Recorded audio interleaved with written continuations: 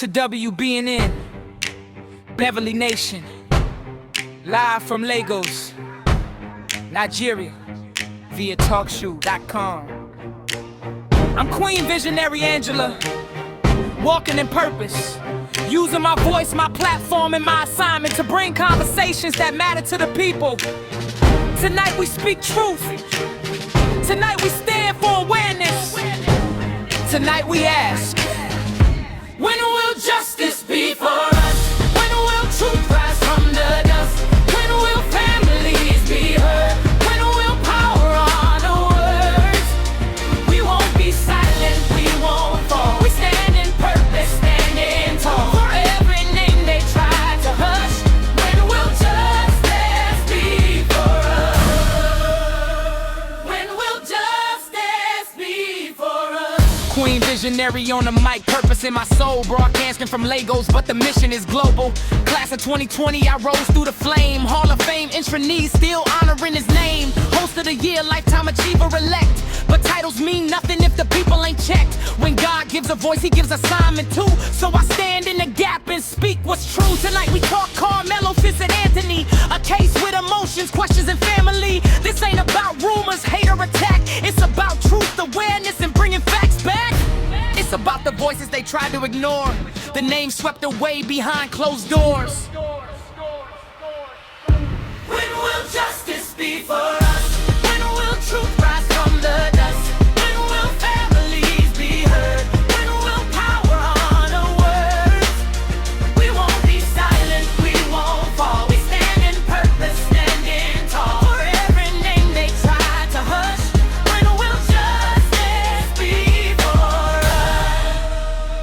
When will justice be for us? Too many cases brushed under rugs. Too many mothers crying, needing more than hugs. Too many families waiting for a sign while the headlines fade and the world moves blind. Justice ain't popularity, justice ain't fame. Justice should stand, no matter the name. Fair, balance, rooted in truth.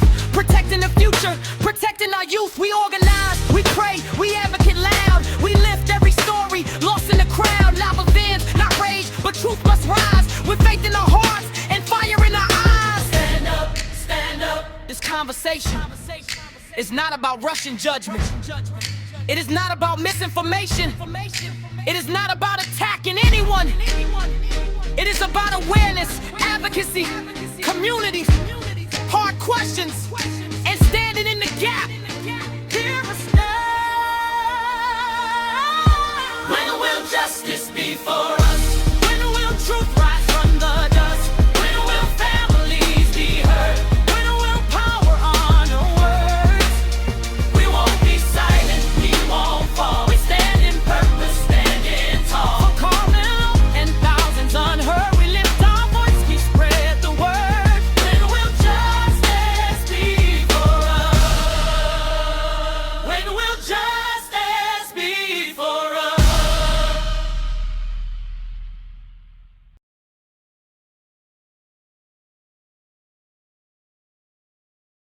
Welcome, welcome, welcome, y'all. We getting ready to go live.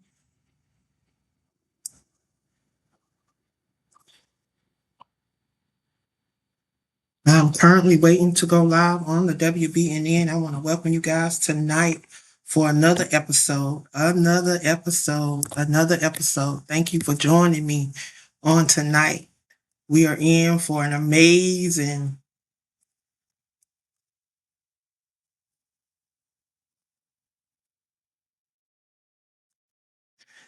we're ready for an amazing night, y'all. So get ready, get ready, get ready.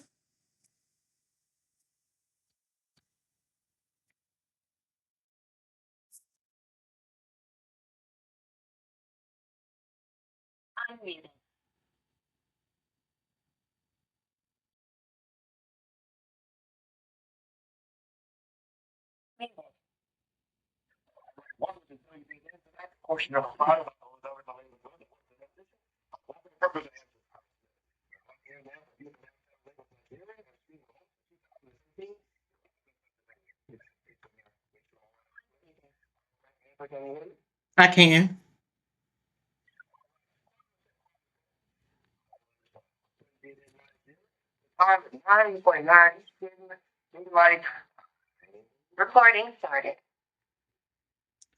Good evening, good evening, good evening. I hope tonight you are prepared for a powerful, necessary, unforgettable conversation. Tonight, we are going to be talking about Karmelo, Sincere, Anthony. If you've not heard about this case, I'm telling you, you don't want to miss this show tonight. This is one of the moments where you may want to grab a drink, a snack, and a comfortable place to sit. Prepare your heart and mind for a real conversation because tonight we're not just talking about headlines, we're talking about a life. We're talking about a family. We're talking about advocacy. We're talking about justice, and we're talking about community. We're talking about what happens when people refuse to be silent. So welcome to WBNN, Beverly Nation. Y'all, before we jump into the show tonight, I want to personally welcome you to the greatest network on this side of the Mississippi. WBNN Beverly Nation, our 4,623rd presentation of Ngozi Time Multimedia LLC. And we're broadcasting live from Lagos, Nigeria via TalkShoe.com. I am your host, Queen Visionary Angela, and I am honored to continue to walk in purpose using my voice, my platform, and my assignment to bring conversation that matters to people. I am proud to be a part of Class of 2020, the 2023 International Internet Hall of Fame Broadcasting Enshrinee, the 2023 Anna Waddell Host of the Year, and the 2026 Lifetime Achiever Elect. But beyond every title, every honor, every recognition, I understand this, that purpose requires responsibility. When God gives us a voice, he gives us an assignment. And tonight, that assignment is to create a space for truth, advocacy, awareness, and community conversation. Tonight, again, we are discussing all things Karmelo, Sincere, Anthony. For those who have been following this case, you already know that emotions are high, opinions are strong, and many are watching closely. This case, like many, have bring questions to the surface. Questions about justice, questions about fairness, media narratives, community response, legal process, and how families survive while waiting for answers. This conversation is not about rushing to judgment. This conversation is not about spreading misinformation. This conversation is not about attacking anyone, but this conversation is to bring awareness. It is about advocacy. It is about community engagement, and it's about asking the hard questions. It is about standing in the gap. It is about making sure that voices connect to cases that are ignored and not recognized. Tonight, I ask you to ask this question, and this is something that weighs heavy within our community. When will justice be for us?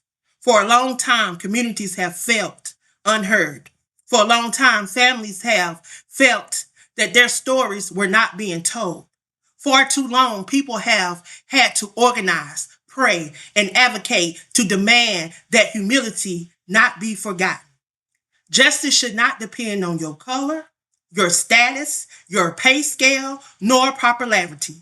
Justice should depend not on pressure, but justice should depend on the fairness, balance, and rooted truth. So tonight, we're going to open the floor for conversation, reflection, and community voices. My special guest tonight is Queen Sharak from Chi-Town. I am honored to welcome Queen Sharak. She's a powerful advocate who has been standing, speaking, and fighting to support Karmelo since April 3rd of 2025. Her message has been clear. Until Karmelo comes home, we won't be moved. And the kind of commitment does not go unnoticed. It comes with conviction. It comes with love. It comes from a brief that every voice matters and that community support makes a difference. Queen Sharak has been constant. She has been present and her voice has been vocal. She has been advocating, organizing, standing firm. And tonight, she's going to join us and share her perspective, her passion, and the reason she refused to speak up. So I want you to join in the conversation tonight by calling in at 717-734-6904. Make sure you enter the access code, which is 546-1150 To enter the studio, you must press £1. And to join the conversation live on air, you must press *2. Know that your voice matter, your presence matter, and your perspective matter because this is a conversation that is definitely needed to be had. So join us in welcoming my special guest tonight, Queen Sharak from Shy City, Illinois. Sharak, how are you? I'm great. I can't complain. I can't complain. Before we jump in this conversation about Karmelo, Sincere Anthony, I want you to share with the listening audience who you are. She said, and for children, I'm a PTO president of my daughter's school. I'm also on the local school council. I love kids and I care about what's going on with our youth. And it's a lot of things up against them right now. From what Trump is doing in the White House to what's going on in their community, gun violence. So it's hitting them from all sides. So somebody needs to be able to stand up and say, enough is enough, and how do we fix this? Is it? And that's where I come in at. So I've just always been into the kids. Those that our kids are under attack, and it's not fair. Well, I definitely want to applaud you and take my hat off to you for the things that you do in the community and how you give back to our kids because they are our future. And that's one thing that I am passionate about. It's about our babies and our elderly people and our babies. And thank you for all that you do. I have watched you on TikTok as you have been on many platforms, even hosting your own panel. And I hear you sharing, and I hear the passion in your voice. I want to know for those that may be hearing about Karmelo Sincere Anthony, they may be just hearing his name for the first time. I want you to tell people what you think that they need to know about this case and what they need to know about Karmelo, if you would. What they truly need to know about this case is definitely about race. It is a racial case. There are so many elements from political figures such as Pat Fallon that whose children go to a Frisco ISD school with the Metcalf twins and are friends with them. From the overall narrative that's been painted that Carmelo is a troublemaker, he doesn't follow rules. It is very disheartening to hear what I'm hearing about our TikTok nephew, as we call him. Carmelo Sincere Anthony is a excellent student at 3.8, 3.9 GPO, GPA. He's the captain of the track team, captain of the football team. He saved a young girl's life in his hometown of Baton Rouge, Louisiana, and that is not the kind of structure of a troublemaker in my eyes. Carmelo just did what any child would do. He was trying to get out of the rain, and the other two boys made it into a big deal as if they were the tent police. And now one boy lost his life, and I don't blame Carmelo what he had to do to make it back home to his family at the end of the day because he did what he needed to do, and that was handle business. It may not have been right to how people feel, your feelings are valid, but at the same time, you can't tell anybody in that situation until it happens to you. Exactly. We don't know what was going through Carmelo's mind because going through the trial, we found out that not only did he have the shoulder injury, but Carmelo was epileptic and he had previous seizure and had to be hospitalized. So knowing that, we know that stress can bring on seizures. We know that certain hits and different things can cause these seizures. So I can say that this baby was concerned. He could have been concerned, but we don't know what was going through his mind. But to say that someone has the right to police another child, you are a child. You have no right to tell another child what they can or cannot do. And in many cases, go get an adult. Go get someone of authority that has that power that can. We know that Karmelo is not a combative child. We know that earlier in that day that he had been asked to move from a another location by an adult, and he did with no backlash, no nothing. He simply got his things and he moved. So I feel like if they had have done that, we wouldn't have been here today. But everything happens for a reason. I like Tamika always say, those four big burly buster thugs walked up to him on that day looking for trouble. Because we've seen the video, we've seen the clip, and we saw how they came up and they approached Karmelo. But yet people will continue to say that he was the aggressor. How was he the aggressor when he was sitting down?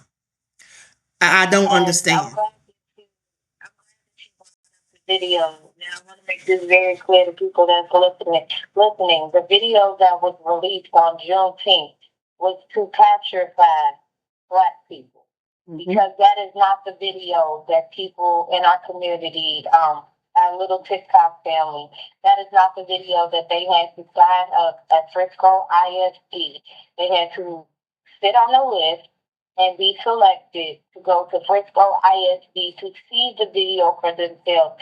And for the people that did go see the video, they have told us that is totally not what happened. That video that they showed on Juneteenth has been clipped so many times. You can see the overlays in the video. They originally, people were saying that the video was grainy, so they put a video together to say, okay, you all said it was grainy. We're going to show you what grainy looks like. So that's why they put out that video to try to patronize us into saying, oh, well, now we see what happened. Now we see that he did it. So that is where the problem lies. All the lies that have been told in this case. And that boy has been railroaded and basically publicly lynched. But even with that altered video, you were still, because we don't play when it comes to Karmelo. And we looked at that video and so many people looked at that video and we discovered so many things about that video. We saw the overlay, we saw the double people, we saw the missing poles, we saw all kind of stuff that we know that it had been altered. And the more and more we watched it, the more and more we discovered different things that showed that it had been altered. But even with the alterations, you could clearly see that they approached Karmelo, which they said that they did not do. But we saw them approach Karmelo. We saw them go up under that tent. And even after Karmelo left the tent, they were still fighting up under the tent. So there was a lot going on up under that tent. And we saw a lot from that video that was not brought up, that was not talked about, was not investigated. It was just so much. But I want to ask you a question. Why do you think that so many cases do not receive the national attention, like Karmelo's case, and is ignored, forgotten, and buried? But this case made national.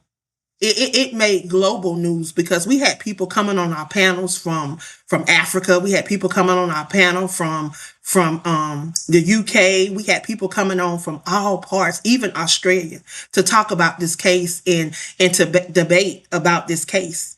So what is your perspective on why cases like this do not reach national, and why we have so many um, of us inside prison right now, wrongfully and overly incarcerated because they were too railroaded, like Carmelo. I feel as though that in certain cases we don't make as much noise as others. What I mean by that is you saw with George Floyd that the black community we came together in droves for George Floyd, and we came together in droves for Laquan McDonald. And if we don't make enough noise about it, they just feel as though they can sweep us under the rug. So we've got to be loud and vocal. And we got so loud in this case that we got the judge talking about us. Social media this and social media that. So I think that social media has been both a blessing and a curse for this trial, and two, because they were listening to us. Some of the topics and things that we touched on and we debated this case for 18 months. And for 18 months, we've gone against the odds. And we've had people telling us that, oh, it wasn't like that, and he didn't do this, and why did he have to come? We did, most cases don't get that much noise. We made so much noise about Carmelo that it was hard to contain us. We've been vocal from TikTok all the way to Twitter. We've been vocal all the way to Facebook. So we got so vocal, it was hard to touch it. So I think that's what we need to do with all cases, especially when it comes to us. Now, we're not saying, if you can clearly see that that person has guilt and the case looks like, we're not saying make a big fuss, but the cases that involve the children or involve the vulnerable, we need to make a big enough noise. There should be no reason that the young young baby in what was that, Alabama, Colin Wiley, you don't hear about his case anymore. We need to make these cases more vocal. So for this case, in a couple of cases that we have been working on, what role do you think media coverage played in shaping the public opinion before all the facts were fully understood? Because we know what happened on TikTok over these last 18 months, that there has been a lot happening on these panels. People have went to jail, people have been doxxed, it just so much has happened. So what role do you think media coverage plays in shaping the public opinion? Media coverage played a big role. Most of the big media companies right now that we know for MAGA has made this case very racial from the very start, from the interview that they did between Hunter and his mom in the beginning, the alterations to the interviews that they did, and they just pulled on the sympathy from people. Oh, these were good boys, and Austin was the star athlete, and he didn't deserve. No, you all didn't tell the real truth, so now it's coming out. Those boys were monsters.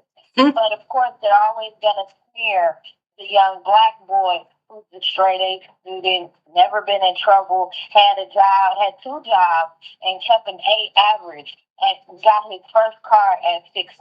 You're going to pave him out to be the hardened thug. Even from the mugshot video, the mugshot pictures, they altered Carmelo's mugshot to make him look like he was a hardened criminal.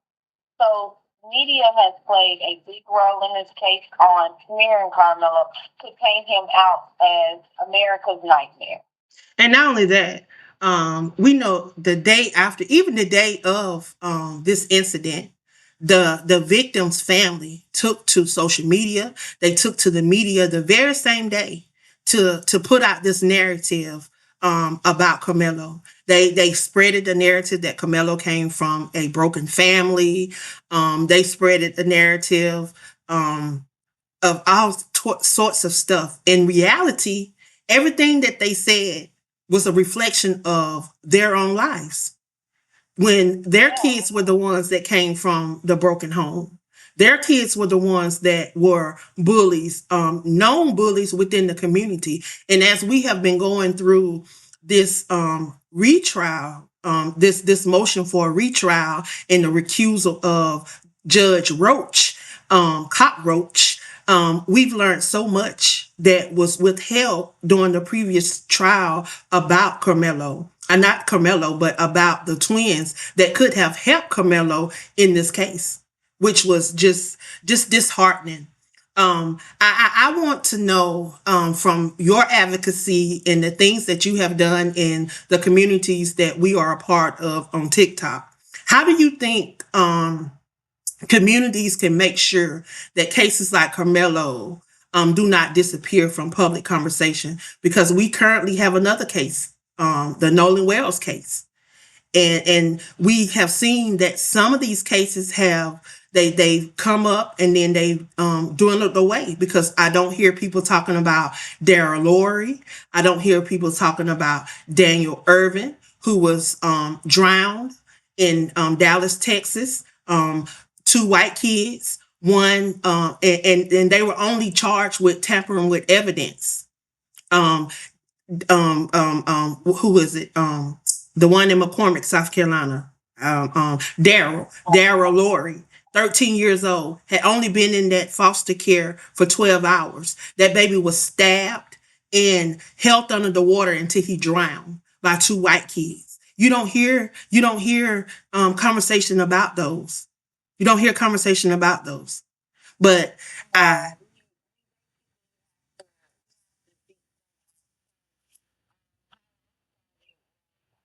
Ended up in a county one day,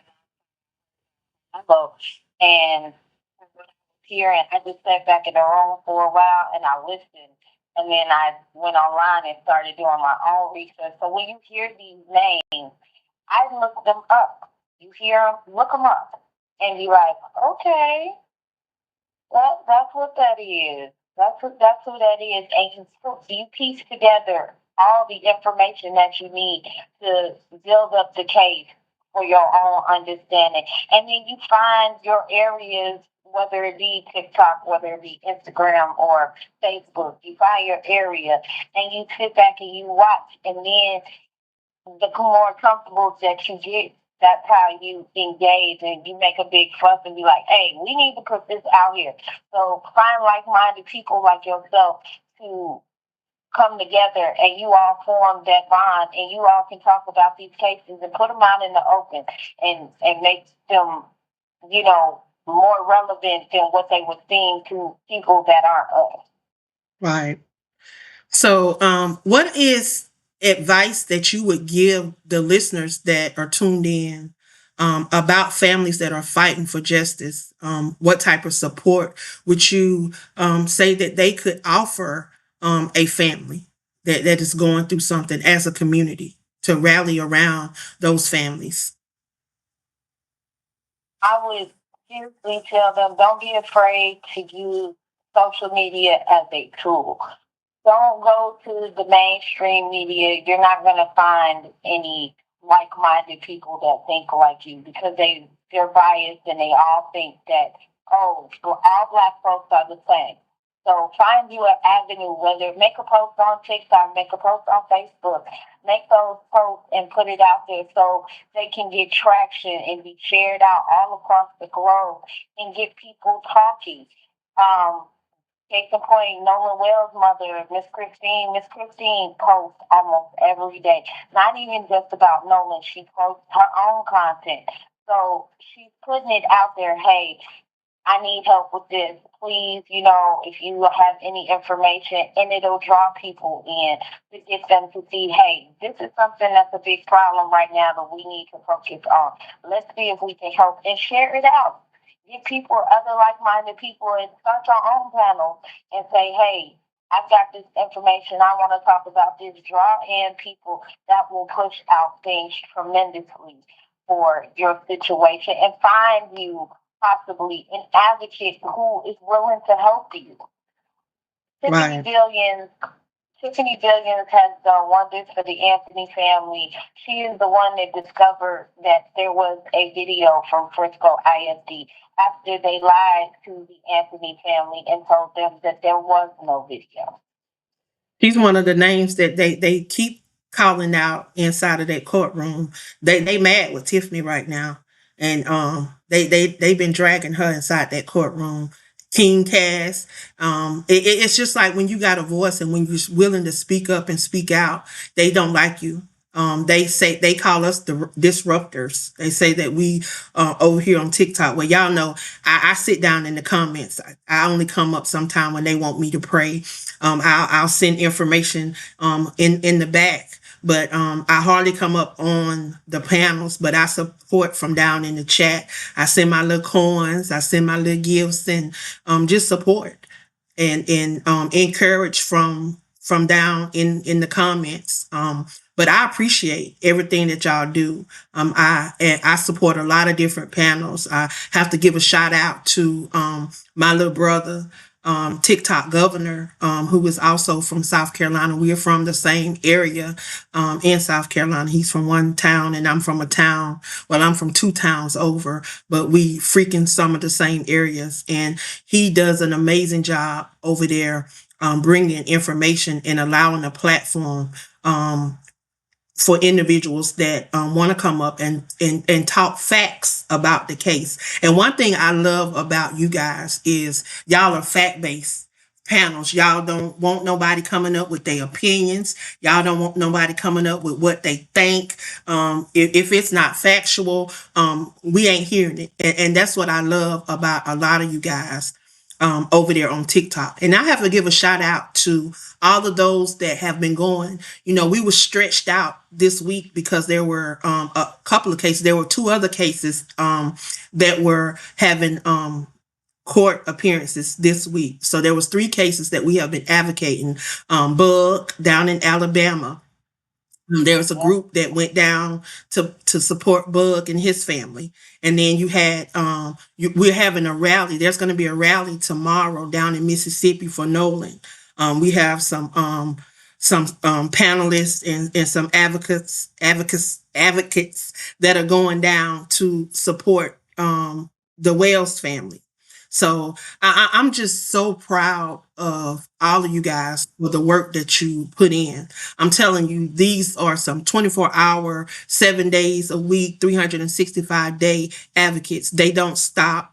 No matter what they're going through, they are going to advocate. They're going to push through whatever they're going through. They taking care of families. They're taking care of businesses. They're making sure that they do everything that they're supposed to do, and they're coming on these panels and sharing. So I applaud all of you guys for everything that you do. I am so proud of you guys. I give my hats off and I pray for you guys constantly for what you do. And appreciate that you are hearing this what we going on for somebody and we just telling it in the hard truth.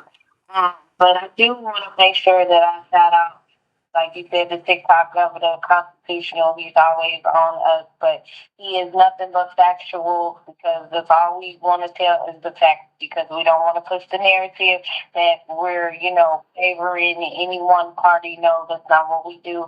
Everything is fact based. If you don't like the facts, then we will tell you to get out and try another channel that suits you. But I do want to say to what's going on in the courtroom as far as Tiffany Williams and King Cass is concerned, the person that should be called out should be Sarah Fields. Sarah Fields not only got the Anthony 3 times, she was working in concert with Melanie Stoller in Frisco's Collin County District Court building. Melanie Stoller is the one who said Sarah Fields her information. And we also want to shine the light on Jeff Metcalf, the racist who set up and called Karmelo the watermelon son. But not just so that. Jeff Metcalf has shown that he is truly a racist against us. But he's also shown that he's very much against himself in a way when you basically went on TV and told the truth. about what your children did, and nobody believed you. But that was the hard and truth that your sons assaulted Carmelo Anthony on April 2nd, 2025, and you were okay with that because of the type of man you are. And Jeff Metcalf is another reason why this case has gotten massive media attention because of the people that he chose to do interviews with, such as Fox for pushing the Christian national agenda. So, Jeff Metcalf, if this has not gone the way that you would have liked, maybe you should have cut your mouth shut. Not to mention Will Kane. Oh, we're gonna put them out there today. We're gonna put them all out there today. Will Kane. You got Congressman Pat Fallon. All of them had their hands in that. He wanted to fly the flag half step for someone that was a bully, someone that at age 10 beating up kids and doing racial slurs. We don't want to talk about that. Slurs of the alphabets and all of that, and calling people the N word and all of that. And not only that, being put on probation and beating up their parents. Like those are the kids that you want to recognize by flying the flag half step. I keep saying I hate that a life was lost, but you know what the word this if you live by the sword, you what? You die by the sword. That about the sword. So how you live in this world is how you gonna die. And if Hunter, if Jeff and Megan don't get Hunter together, because Hunter has gotten away with this because we know that Hunter was the aggressor. But they tried to do everything in their power to point the narrative to their unalive son, to say that Hunter didn't have anything to do with this. If Hunter had minded his own business, went on about his own business, his brother may have still be here because they wouldn't have approached Karmelo and it never would have happened.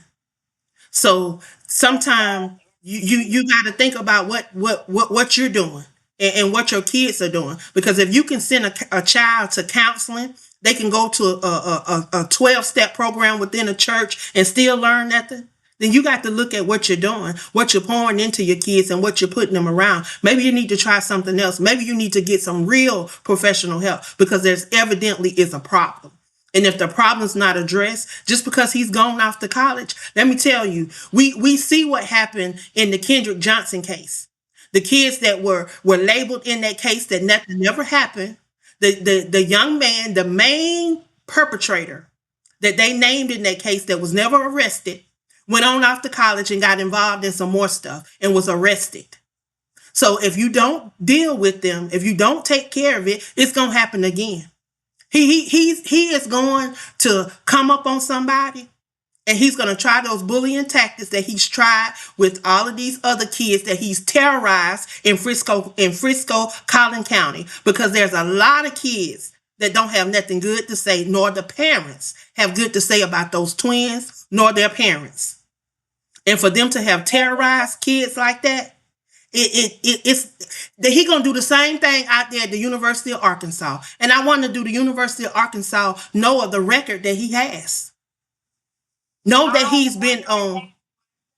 I think we need to find out. I think we need to find out. I think we need to get Some letters need to be wrote.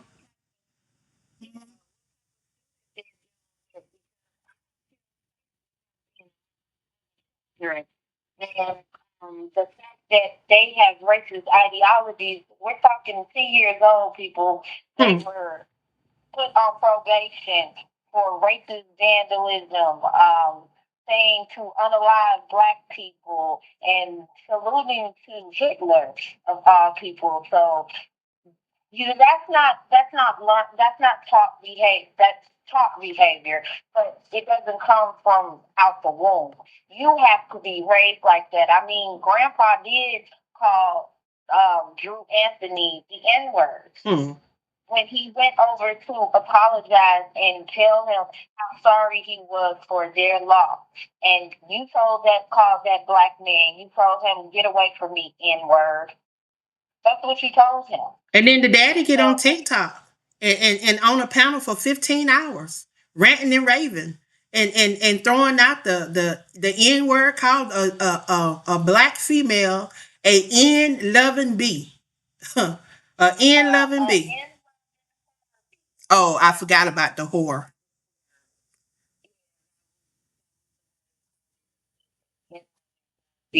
And he, he made a bit of rounds after that interview. I'm not gonna lie, he made quite a few rounds after that. It was ridiculous, and Jeff Van Cast has been on a rant ever since. And I find it funny that all the blood money that was made off of Austin is going towards a um a false, startup of a nonprofit in his son's name. Hmm. And from what mommy Megan says that Hunter didn't get as much money as he was hoping for because it's been put in a trust until he turns 30. So he wasn't quite happy about that. Well, he did get a new truck. He got a 2026 nice truck, and they say they got it souped up for him. $100,000 worth of truck, they say. And then Megan got a 8-bedroom house. Jeff got a house. All of that from 3 GoFundMe's, Give, Send, Goes, or whatever. But then they rat and rave because we raised $653,000 for the Anthonys that we know went to Mike Howard and Toby Shooks. They were not able to buy no house and no car. Matter of fact, I think they had to sell a car. And not to mention that they had to move 3 times. They weren't able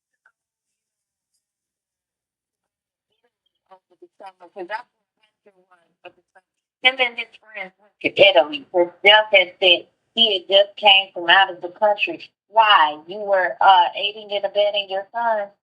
You were trying to hide him during the trial. Oh, Hunter didn't want to come. Why? Because he feels guilty. He is guilty. If he wouldn't have minded Carmelo's business, I would have said, you know what? Leave him alone. He's trying to get out the rain. He's not bothering anybody. He sat there for 10 minutes before they walked up. 10 minutes sitting by himself, not causing a stir to anybody. And here comes these two. And now all of a sudden it's a problem that he's sitting there. Carmelo Anthony had every right to sit there. There is no doubt about that in my mind. He was not bothering the troll. All he wanted to do was get out of the rain, and I don't think that getting out of the rain is a crime It's at not. all. And not only that, he was invited. He was invited by Eddie P, his friend. Well, his so-called friend, Eddie P. A snake. He was invited by a snake, who more than likely, I believe, Eddie Carter set that up. Because there was something. Why? Is it that you wanted Carmelo's girlfriend? Is that what this was about? This was over a little high school crush. You wanted his girlfriend. Or is there something that you felt that Carmelo had that you couldn't obtain? It has to be something because there is no way you just automatically think this up. But I would like to know, finally, after all of this, we never got the autopsy report on Austin Metcalf, but there were 2 done. So my question is, Jeff, what was wrong with the first autopsy that you had it redone? Was it something in your son's system that you didn't like? Hmm.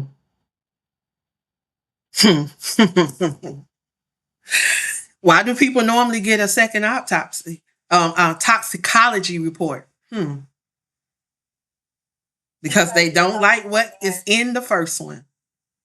Yeah, something in that autopsy that. Well, we know what the rumors are. We know what the rumors are, but we're not gonna spread misinformation. So we gonna let that we gonna let that stay right where it's at. But we know. We know what our speculations are, but since we're not a outlet that spreads speculations, we're gonna let it go. But Jeff, why you had to get a second toxicology report? Why was it necessary? Why was it necessary? That's what we want to know. Why was it necessary? Well, guess what? We have our first caller in queue, Charette. So we're gonna invite our first caller on. Caller number 1. Where are you calling from and what's your name?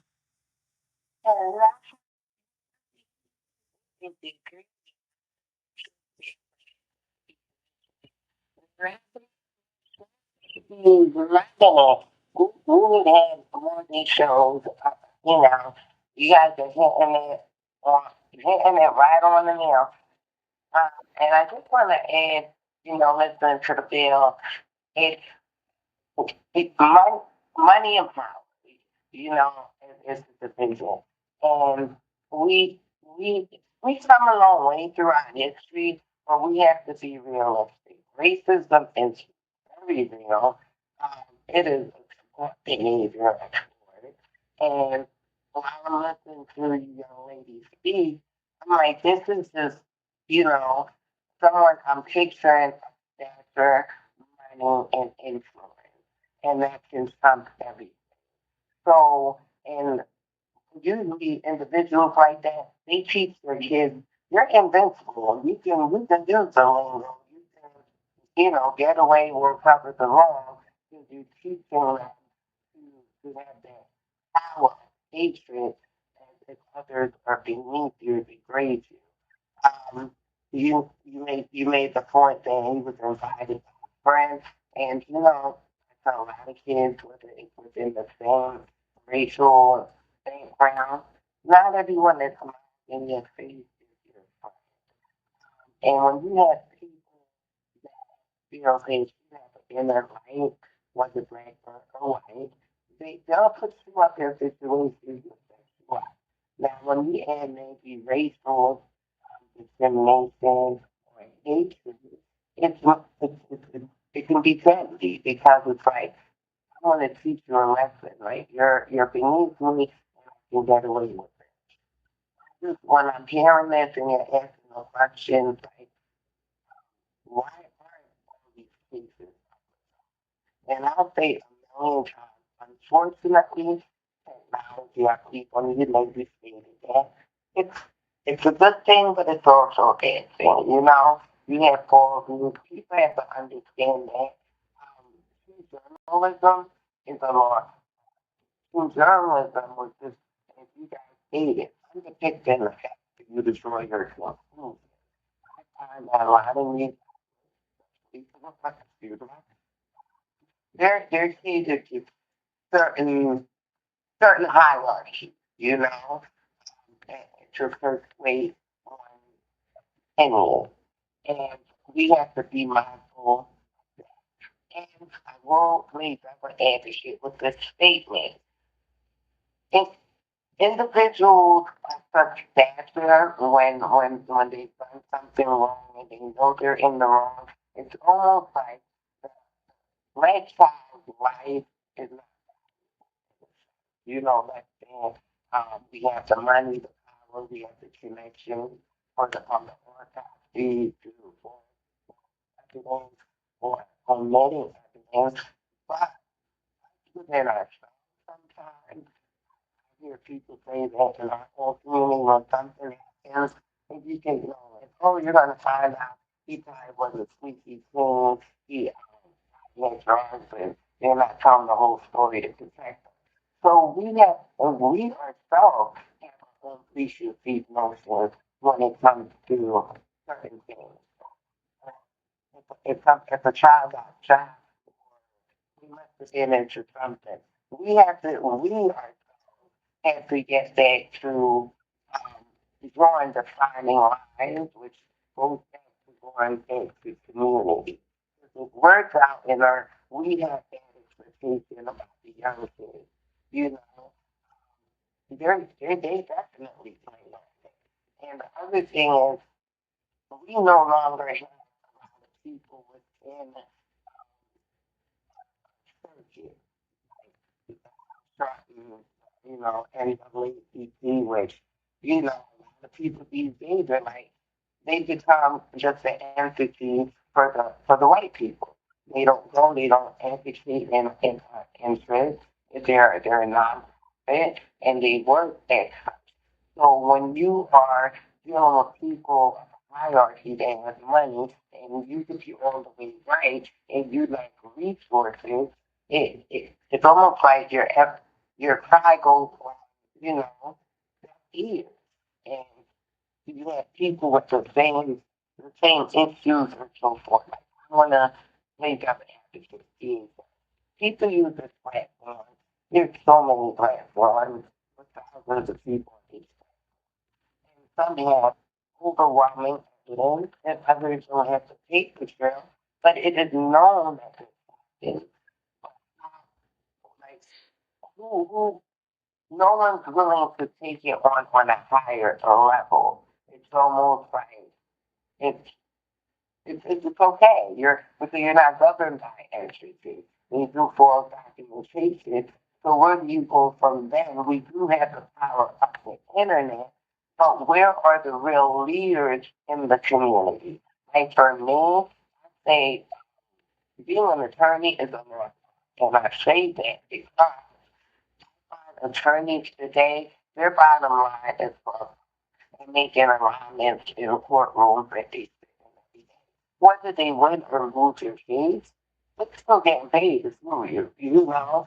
And I feel that when an attorney swears in their first obligation is to the court, not you. Where are the real lawyers and for people? Well, I want to share with you. I hear what you're saying, but I can say that Al Sharpton, Ben Crump, they have been involved in the Nolan Wells case, as well as some of the other cases that we have been advocating for. So they may not step up all the time, but I can say this time. They have stepped up with the Nolan Wells case, as well as the Daniel Irvin case out of Dallas, Texas. And there's another case out of Kentucky. I'm not real versed on that one, but there's another case out of Kentucky that they are involved in, and they are yet working. No, But yeah, we do need more people to.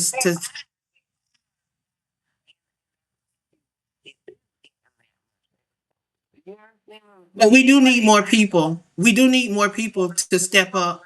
But that's why we have people like the people that are on these platforms, people like Charette, people like TikTok Governor. He's a legal aid. He's not a lawyer, but he's a high legal aid that has been working in the field for over 20 years that advocate. When you have people that are advocates, that are it's in their heart and it's not about money. I have a young lady that just sit for the bar in Texas. She just took the bar. She's waiting for her results, and she did this because of what happened to her in middle school. And it's not about money for her, but it's about fairness. It's about it is about our people, our community. And when you find people that have see, people got to have a heart for what they do. A lot of us we get involved in professions and we go to school for different things because we want to make money. But I tell people all the time, it's going to be a day when money ain't going to matter, but what you are at what's in your heart and what you do for your community and your people around you matter, because God will use those gifts and those talents, and He said He will make room for you. So you got to realize what your gift and your talent is, and not want to be about the money. But see, a lot of us, we get caught up in these social classes. We get caught up in a lot of things around us, trying to keep up with the Joneses and trying to keep up with everybody else instead of walking in that we have been called to.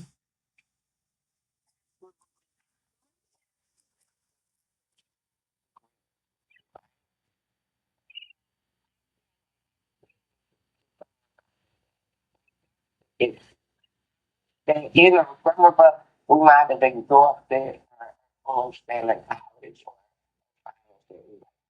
I would love to see some entrepreneurship in our community with kids. But I would love for, let's say,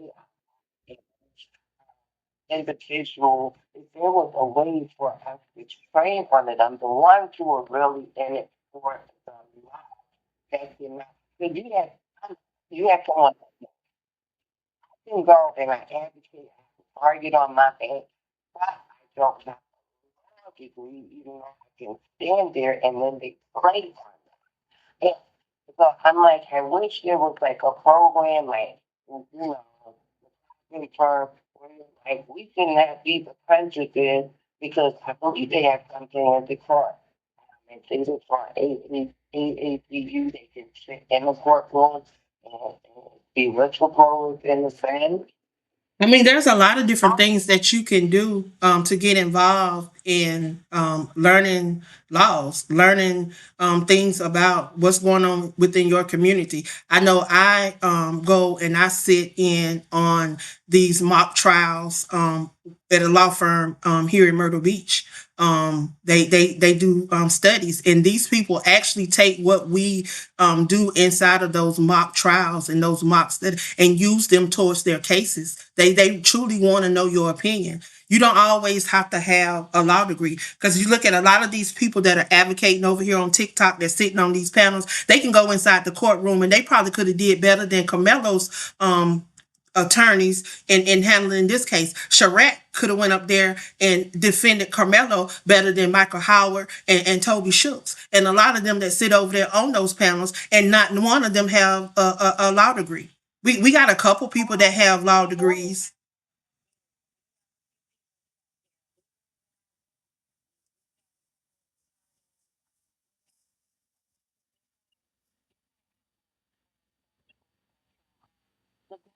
Is a legal analyst.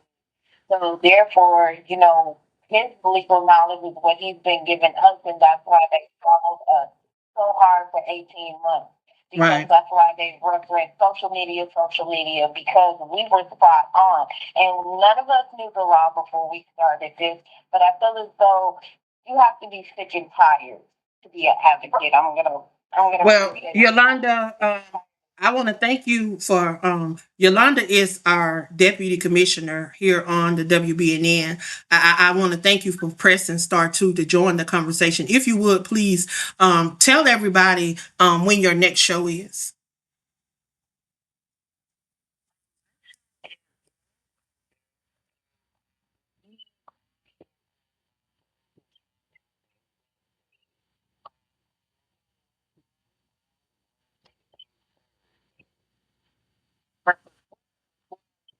And I just ask, was you guys able to get that information because right, you guys are associated with, is there a way for the listening audience to touch base with individuals like that? Right? Because I'm in Philly and they'll let you know, hey, we can't give you advice at all, even though it's like as an attorney. So is there any resources to get that same kind of support, maybe nationwide or to the listeners here? So they can be given. I seriously believe that TikTok is the key because we're all scattered over the country. So we can most definitely share TikTok governors information with the listeners. And man, come on in and join us because he goes live every single day for the most part. And we love having new people that have an open mind that is willing to learn. So that is one avenue, and just bounce around from channels. I'm telling you, I've never been on TikTok more than I did in the last 18 months. It's been almost my whole entire life on TikTok, really, just by bouncing from channel to channel and listening to different outlooks on different cases. And you Exactly. meet a lot of people along the way.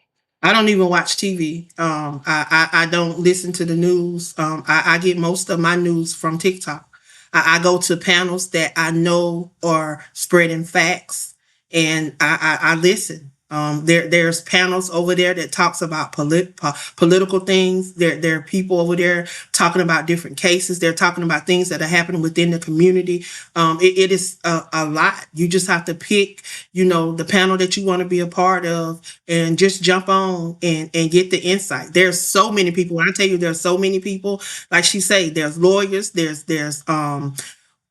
paralegals, they're legal analysts, they're people in law school, they're nurses, they're nurse practitioners. I mean, there's so many people that make up these panels, so you get different perspectives. We even have psychologists on there.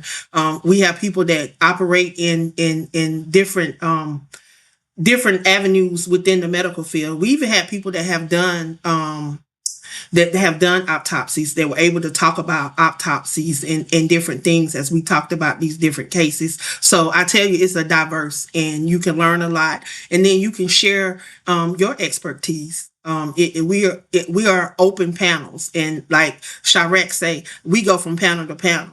A lot of us you'll see a lot of us around on the same panels. A lot of us frequent the same panels because it's just a network of everybody just doing what they do and sharing their expertise. But again, I want to thank you for pressing that star two. If you want to reach out to one of us, stick around, and we will share our contact information at the end of the show. Absolutely. Absolutely. Thank you, ladies. And continue to do what it is that you're doing. I appreciate you. Thank you. Have a good one. Yes. So, Sharette, to get back to our kids, because I am noticing the patterns of what is happening within the judicial system. Most of the kids, if you look at the statistics of the age of kids that are being arrested, a lot of the prison system is made up of 30 and under. And I want to get your opinion. Do you believe that there's a pattern, certain youth being judged, labeled, even forgotten when things happen to them? Because there are so many people that are wrongfully and overly incarcerated sitting behind those prison walls. I think that from school to prison pipeline is definitely active, and it's more so stuff getting left behind, and we're the ones that are mostly between us and the Hispanic community. We're the ones that are 9 times more likely to be incarcerated before the age of 18. So, with that being said, I feel as though that we are over policed, and our circumstances is we don't have enough avenues. There's not enough housing. There's not enough jobs to sustain our youth. So when you have to rob Peter to pay Paul, that's going to put you in situations that it shouldn't, and it shouldn't be like that. Everybody should be able to live and eat and take care of their children, but unfortunately, that is not the case with the current political climate. We know the Republicans have taken SNAP benefits. We know in November the work requirement for Medicaid kicks in. So a lot of people are at a disadvantage. So when you don't have the resources to take care of home, it's going to put you in situations. And half the time, it's just not even so much you did anything. It's okay, you fit the description. What do you mean I fit the description? So I believe it's a lot of racial tension in policing, and that's what's putting our youth in danger. Wow.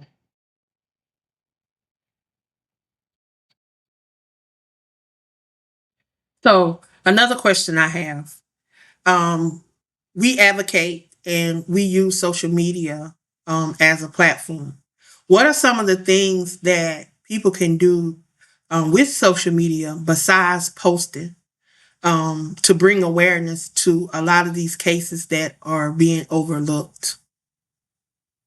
Start panel. Create your own panel. I run a panel myself. I have not gotten into it as much as I did in the beginning because we got a lot of harassment from the NADCAP supporters to the point where it got dangerous. So I had pulled back on hosting my panel for a while, but when the case went to trial, I most definitely got back on and did panels of my own. So hosting panels, I mean, even if you get 5 people in your room, 5 people tell another 5, and you get 10, and that's how basically the system of TikTok works. So I believe you can host panels, you can make videos and post them to get the traction that you want. Besides using TikTok, use other social media platforms like Instagram. If you have, excuse me, YouTube, use YouTube. That is a very good avenue because your YouTube is worldwide. So therefore, you will be able to put it out there, whatever message that you are trying to put forth. If the MAGA supporters can get this base of all the support that they get, all the nonsense and harmful rhetoric that they speak. Imagine what we as a collective could do if we all started hosting panels and we got people to say, hey, they're trying to change things. We need to listen up and maybe we can follow in their footsteps as well as podcasts. There are a lot of black podcasts right now. There's one here that I follow. Shout out to the group Jam, four young African American boys from my city of Chicago that host a very well known podcast around the country. And their podcast is literally fire. They touch on everything from our politics at home to the political climate as it is everywhere else. And they touch on cases such as Karmelo Anthony and Nola Wells and other cases that don't get much traction from the local media. So that is how you can get involved and make your voice heard. Or post flyers in your neighborhood and say, hey, I want to get together. I want us to have a meeting and I want us to bring up some suggestions of how do we fix this. So there's a lot of ways to skin a cat. You just have to find an avenue that works for you. Wow. So over the last 2 days, we had, well, last 3 days, because Wednesday was a very important day for a lot of the supporters, Karmelo supporters. Karmelo went in for a motion to have the judge that sentenced him recused, and he was successful in getting Judge Roach recused. And the very next day, he went before Judge, what's his name? Yes. The first Heidi. Yeah, he was the one that recused. And came out of handle today's proceedings and yesterday. I am thankful to Sid Hall for recusing Judge Roach needed to be gone. There was a lot of mishaps that happened with him and over the court, so I am glad that he is gone, and I am anxious and prayed up for a vacated sentence or even a new trial. But I feel as though a vacate is what will be the outcome. well, we would definitely. I heard that we'll know tomorrow. What do you think? You think we are going to know tomorrow, or they're going to make us wait all the way to Monday? I feel like the judge, from what we heard from people that were in the courtroom, shout out to our people that went to court for the last few days, and shout out to y'all that went to court back in June. I unfortunately did not make it to Texas, but I am glad that we had our people there as the United Front. So I heard bits and pieces that it might be tomorrow, but I'm hoping for Monday, so that the judge has a clear mind and a clear vision to what was truly done wrong in this case. And I'm hoping that he follows the lay of the land as far as the law is concerned, and he grants Karmelo his new trial, or he just vacates our nephew's sentence and Karmelo is coming home. That's what I originally think. But if he does tomorrow, considering that Monday is the deadline for this issue to be rectified, if we don't hear anything Monday, that is when we go to Fifth Circuit Court of Appeals and go for the appeal route. But hopefully it'll be tomorrow, but I'm hoping Monday. Well, I'm hoping Russell Wilson will get that email, and that email will be good news for Karmelo and his family, because this baby was truly railroad. When self-defense become a crime, it says something. And even the governor, Hot Wheels, even said something about this case. You know, even though he didn't speak up and try to help rectify it, he did say something about it. He said never has he seen someone that was not the aggressor not be able to use self defense. He actually made a video on YouTube. So that kind of surprised me. But the fact that he spoke up about that, it lets me know that there are still some people out there that see the law for really what it is. And I truly think that the judge Shitty, I can't say his name and I don't want to be saying it wrong, but Judge Michael, will do right.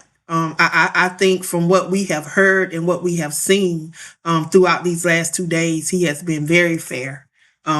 He has been about the law. And from my understanding, they say he have been taking a lot of notes and he have been watching and listening. And when you can watch and listen, I think he's going to be fair. Well, we have caller number 2 in queue. Caller number 2, if you could, please tell me where you're calling from and state your name. Hey, Pete. So I'm currently calling from Houston, Texas.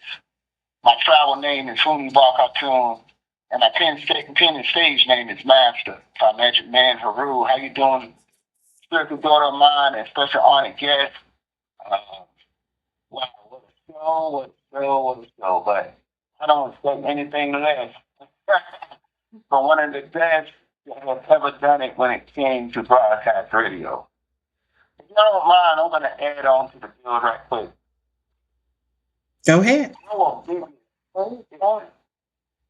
Our biggest issue comes from the people who look just like you and I. You know, you're thinking, over the airwaves, so I can't see you. I can't see any one of y'all, right? But we have been misled to believe that the Caucasians have all of this power, right? We can't do anything about it. Well, I was still condemned because the ones who have put them in power is the same type of people that won't stand together for our overall liberation. These are the same people that feel comfortable not passing any bill pertaining to us. These are the people that put the hell man in his time in the forefront. Now, don't misread it because you got a lot of them generational. Right? Because then, one like we know that there's a weakness amongst all humans and living beings. You know it. You know that. And this is why the father of the evil one have been hiding in the shadow. And that's why I'm here. Because pull them up out of the shadow. Because see, they've been laughing and smiling and been given our life and making things so difficult for us. God is empty. And it starts with things just like this here. When you look at all of the people who, in their right state of mind, who keep trying to organize for that community for a minute. Right? They appear to be separated, right? Whether they're lesbian, gay, transgender, and all of this part of the alphabet, right? But any time that you come after any one of them, you're coming after all of them. Mm-hmm. If we get to the point where we take that same approach, see, first of all, I'm almost there. There is no child of mine that you can ever pay me in commerce if you take one of mine. The only thing that you're going to pay me is the ultimate price for it. Anyway, I'm a host of this great company. That's WBNN. I had a show last night. My next show will be 30 evenings. Well, I can be a little bit less than that. Revealed September 11th, 911, where I do my Who You Boss Out You and Unleashed show. You know what it's called? Where you're going to love this. I'll hold you come on as a real player. It's called an angel research. It's the same thing that you're doing to one of the most brilliant, talented, and beautiful daughter of ours. This is what you're doing to her. Because all the things that you say about her is all the things they have been saying about us as a people. And I feel a little bit more beans before I sign off. You want to know who the main people that have been coming after was like Angel Reese, one of the greatest to ever incarnate, to be living amongst us, one of the greatest examples that little black girls and all other, children, right? But especially little black girls, right? Have came forth, and you want to know who the main people that have been giving this young lady 18 double hockey sticks. 5 people is the people that should be the main ones who support you. Hmm. But you know what? Y'all ain't heard nothing yet. You come back September 11th. All of these little black boys, I'm doing my best to be friends on your show. But these little black boys, if you're not men, whether you Jason Whitlock, whether you Emmanuel Ocho, all of y'all, who come out in the public and say all kind of disgusting things for your little white friends, I'm going to find you. I said before, I'm going to find you. Certain things that you can't do with me, you're not going to be able to see me on. You won't be able to laugh it off. And I'm glad you did that because you went public. You said all these things in public. Mm-hmm. It's time for you, all of you, to pay the ultimate price for it. Thank you. Well, Hoonie, before you go, can you share exactly who you are? Yes, I am, an International Internet Radio Hall of Famer, a lifetime achiever, two-time host of the year of our great company. I've also been part of a ministry for well over 41 years called Operation Nighthawk and Operation Takeover. And let me tell you what we call those people that you're talking about that look like us, but really not for us. Over on TikTok, we call them coconuts and coons. We have experienced a lot of them with this case that all of the cases that we've advocated for. There's so many of them that look like us. We call them, what we call them? Kin folks, not skin folks. Skin folks, not kin folks. That's what they are.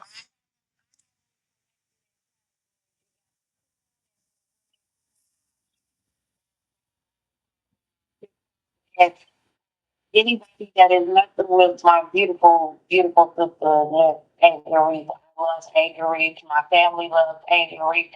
I was very heartbroken when she left Chicago with the Sky. I was heartbroken, but I still support that woman with all my heart. And my mother just bought her Barbie doll. So we are very much Angel Reese in this house. So anybody that is slandering her, especially being a black person that is slandering her, you should be ashamed of yourself because that woman is nothing but a role model to these little black girls that are looking up to her. And you all pinned her and what's her name, Caitlyn, against each other, and you all sided with Caitlyn Clark for the longest. It's time to give Angel Reese her flowers. I know that's right. But I tell you, um, that there's a lot of people that look like you, but they definitely are not for you. We've experienced that firsthand, advocating for Carmelo. Now we're experiencing it again over with the Nolan Wells case. It's just mind boggling how some of these people think and how they act. It's just weird. So I got a question for you. When we say, when will justice be for us? What does that question personally mean to you? Oh, I'm gonna have to go with like our ancestors. We fight like hell for it. Our ancestors fought and bled and they died for the rights that we have. So we can't let the sacrifice go in gray. I'd rather live on my back than die on my knees. And I refuse to bow down to anybody. So that is what we're going to have to do. We're going to have to stand up and we're going to have to fight back.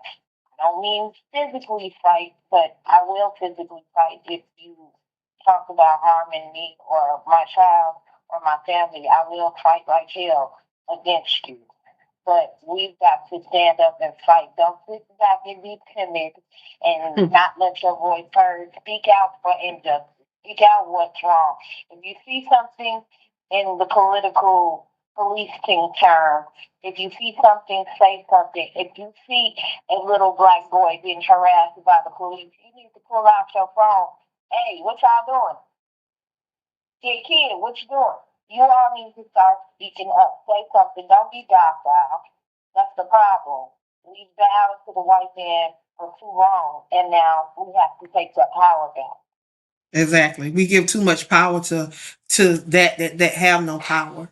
You know, we give too much credit to other people that really have no control over us. We have come a long way, but yet we still allow people that have no control over us to have control. I tell people that all the time. You know, you are the change that you want to see in this world. I say it over and over. I am the change that I desire to see in this world. If I won't change, I know that I have to be that change. I can't expect somebody else to do what I want done in this world. I have to get out here and do it. And when you don't see something that is being done, like I didn't see a platform.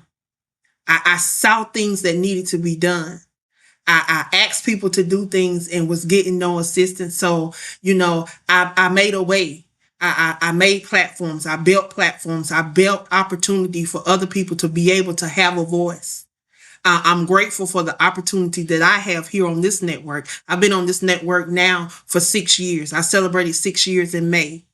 Was given an opportunity to have a voice, to be able to allow my voice to speak and be able to bring other people on that may think that they didn't have a voice nor a purpose, but for them to realize that their voice is needed, that their gifts and their talents are needed within this world, and to be able to build my own platform. Since joining this network, I have started a podcast of my own. We're getting ready to go into our fifth season coming up in 2027. We'll be heading into our fifth season, 10 hosts on my amazing network. Did I ever think that that would be me? No, you're talking about a little old country girl from a place called Levelland, South Carolina, small community on the other side of Belton where Chadwick Boseman is from. Never thought that I would be a host of a podcast, yet inducted into the International Internet Hall of Fame, host of the year, none of that. But yet, God knew when He allowed me to experience the things that I've experienced in my life. But I take these opportunities to be able to educate, to empower, and to encourage others to understand that they have a purpose, that they didn't get dropped out of the sky, that there's something that they're supposed to be doing. So we have to understand that the gifts and talents within us, they're to be poured out into this world because you never know what the next person may be in need of. So while we have some time, I want you to share with the listeners how they can follow you, how they can connect with you, how they can engage in some of the things that you do. Because outside of being an advocate, outside of being a mom, outside of being on the PTA, you also have a entrepreneur thing that you do as well. For those that may be in your area, please share how individuals can connect with you and support the things that you do, Queen Chirac. Yes, besides all of that, I am a licensed nail tech for the state of Illinois, and I am in the Chicagoland area. I am, besides nails, I teach a nail class. I'm an alumni of Beverly Beauty College. I teach a nail class for children ages 5 to 19 once a month for a couple hours from 3 to 6. It's once a month where I teach nails, and the children also learn. The young men, they learn barbers. They can also do cosmetology if they're into that, as well as the girls. And we teach braid services to the kids, and this is free of charge every third Saturday of the month, and the kids absolutely love it. They get a snack, they get the education so that we can build future entrepreneurs and they can make their own money and stay out of mommy and daddy's pockets. So, definitely I'm doing that. I do have some other ventures that I plan on pursuing this year and at the start of next year, so people can be on the look for that. But if you would like to follow me on TikTok, my account is at off with your head 00. My profile is called This Queen Crush. I will share that with my dear sister, and we can put that out there, as well as I have my Instagram page in which that I post my nail content, Angel Hollow Nails. So I've got a lot of things going on, and I do have multiple platforms on TikTok. So you'll catch me. Sometimes you'll catch me on my sneaky pages, just so I can see what's going on for nephew. But that is pretty much the gist. I'm really just a regular Chi-Town girl who's active in my community from the south side of Chicago. Roseland, stand up, born and bred.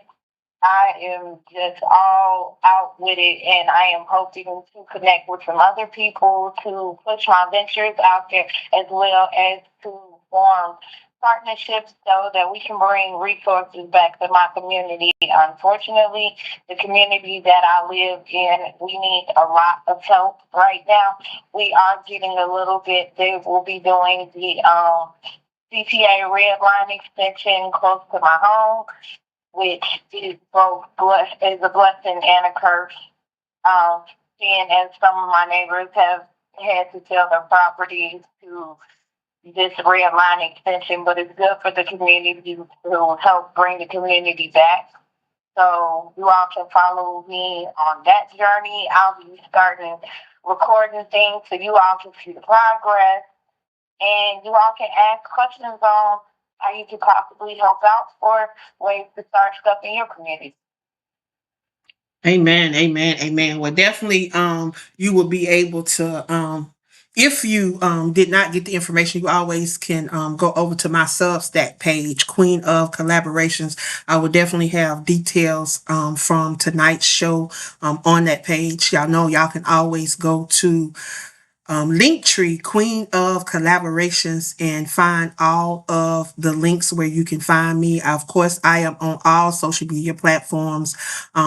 Anywhere you can Google me, you can Google Queen of Collaborations. I guarantee you I'll pop up, and all of the things that I do. You can go to my website, which is www.angelathomassmithbooks.com. You can check out some of my 160 plus publications over there, the magazine, some journals, different things that I have done over the last 10 years as a published author. And you can check out some of the things that we have coming up. You can check out the Crew podcast. You can just check out a lot of things that I am doing. Of course, I'm always hanging out over on TikTok. Of course, I go by We Are the Change That We Desire to See in This World. So if you are on TikTok, come over, check us out, get involved in some of the things that we are doing. I tell you, we are definitely about our community, and to see that our community is coming together and rallying together and being the change that we want to see. We have to understand that change begins and ends with us. And y'all, I want to thank you for joining us tonight. It has come to that time. It is now Ngozi time. Turn it over to Dr. Ngozi. Unmuted. Thank you so much, Doctor. You know, the wonderful one-day doctor. And the time that she already has a master's degree, so she's doing her thing. So, I want to put that in here. But thank you so much for all the folks that count on around these magnificent show on Tri-City. And of course, on Sunday night, we come back all with the International Arena Hall of Fame. Right? In Friday. On our nature. It will be 9:30 Eastern Daylight Time on the one only domination. And of course, 20444. 4611505 pound to listen. Join, and it's brought to you by Ngozi Time. Of course, our network, we have a mission statement. And the mission statement is to save lives. And we believe that we do our part in this world to help people and save people. The lamb and the lion shall lie down together. And every man and woman shall sit under his or her own victory. None shall be afraid. Anything that's advertised during Go to Time Multimedia. Twitter, Google, Instagram, and X on Twitter, on the Layland Ngozi. Book. Any comments or suggestions on wonderful programming tonight? Oh, lay. Go to my and email. Your mother and father stay producer, Dr. Layland Ngozi. For the University of Michigan and Colgate University, and Lonnie and Debbie's baby boy. Good night, good luck. And on Force Radio, supporter from the Constitution. And of course, and professional accolades. The 2023 Anna Award winner named Post of the Year. 2023 International Internet Radio Hall of Fame broadcasting is when they make Selfie, the 2026 International Internet Radio Hall of Fame broadcasting lifetime achiever elect from Lemonland, South Carolina. Also, proprietor of the Crew Podcast on all major podcasting systems, the one and only Angela Thomas Smith. Again, I want to thank everyone for joining us tonight. I tell you, this case has been something that has been near and dear to my heart. If you do not know about this case, I implore you to check it out and see what is happening. We are praying and trusting God is going to yet move, and Karmelo will be coming home soon, whether it's through a retrial or if his case is vindicated. However, we're trusting God and understanding that what we're doing out here in this community is needed. So I will be back in 4 weeks, y'all. I will be back in 4 weeks. I think it is going to be September the 12th. You can join me back here. I'm going to have amazing guests that's going to be a part of my show. This guy has spent over 17 years behind TDCJ, and he's going to be sharing his journey. He has been paroled, and he's going to be sharing what it was like being behind TDCJ and now being able to have a second chance at life. So y'all, please join me back here September the 12th, same time, same place. I love y'all. I appreciate y'all, and y'all have a great night. Be blessed. Your line has been disconnected by the moderator.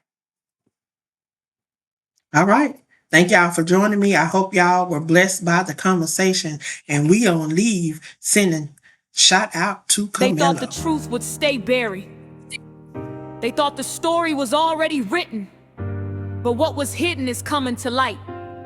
We stand for justice.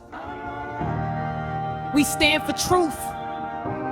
And we believe Karmelo is coming home.